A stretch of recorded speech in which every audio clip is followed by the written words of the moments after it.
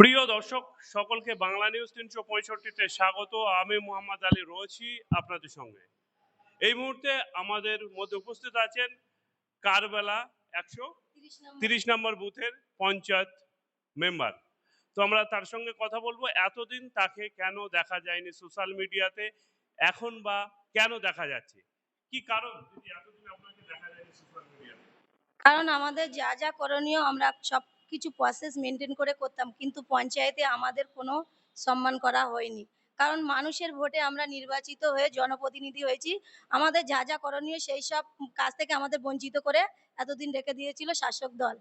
আজকে আমরা সেই শাসক দলকে নির্মূল করে দিয়ে, মানে টিএমসি নামক দলটা ভাঙড় থেকে পুরো মুছে দিয়ে আমরা আজকে পঞ্চায়েত দখল করে নিয়েছি। আমরা দেখেছি বিগত দিনে এখানেই প্রধান গঠন ছিল তৃণমূলের পক্ষ থেকে। আপনাদের কেমন কার্য, ধরুন ঘর থেকে শুরু করে বিভিন্ন কর্মসূচি পঞ্চায়েতের তরফ থেকে কেমন পরিষেবা দেওয়া হতো আপনাদের? আমাদের সমস্ত সরকারি প্রকল্প থেকে আমাদের বঞ্চিত করা হয়েছে। আমাদের প্রাপ্য সম্মান আমাদেরকে দেওয়া হয়নি। তাই আর এই তিন বছর ওরা নিজেদের মতো করে চালিয়েছে। আর ২ বছর আছে, এবার আমরা আমাদের মতো করে চালাবো। আমরা মানুষকে কথা দিয়েছিলাম যে আমরা সমাজ পরিবর্তন করেই ছাড়বো। তা সমাজ পরিবর্তন করেছি ইনশাআল্লাহ। এবার আমরা মানুষের পঞ্চায়েত গড়ব। এখানে মানুষ এসে তাদের চাওয়া পাওয়ার কথা বলতে পারবে। আচ্ছা, আমরা বিগত দিনে আমরা দেখেছি বিধায়ক নওশাদ সিদ্দিকীকে নিয়ে প্রশ্ন করা হতো যে তিনি তার কাজের হিসাব দেয়নি কেন। তিনি শেষ পর্যায়ে, ভোটের শেষ পর্যায়ে দিয়েছেন। তারপরে আপনারা কি দাবি করবেন প্রতিটি পঞ্চায়েত প্রধানের যে কাজের কর্মসূচির লিস্ট, কোন খাতে কত টাকা খরচ করেছে সেই লিস্টটা তাদের প্রকাশ করতে হবে? এটা কি অবশ্যই আমরা আজকে প্রশ্ন তুলবো। আমরা সমস্ত হিসাব পার্ট বাই আমরা বুঝে নেব।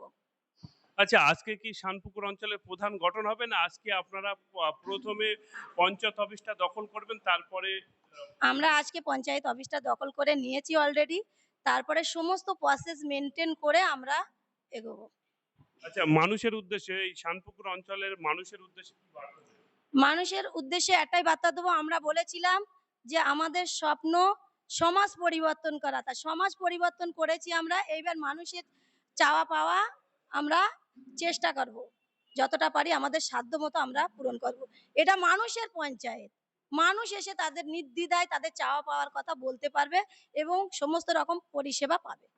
আমরা দেখেছি বারবার তৃণমূল পঞ্চায়েত মেম্বার থেকে শুরু করে প্রধানের উপর কাটমানি খাওয়ার অভিযোগ। আপনাদের বিরুদ্ধে ভবিষ্যতে এই অভিযোগ? আমরা কাটমানি মুক্ত আর শয়তান মুক্ত ভাঙড় করেছি এবং থাকবে। মানে কাটমানি মুক্ত পঞ্চায়েত থাকবে। আমার নাম রুনা খাতুন, আমি ১৩০ নম্বর বুথের পঞ্চায়েত মেম্বার। ধন্যবাদ আপনাকে।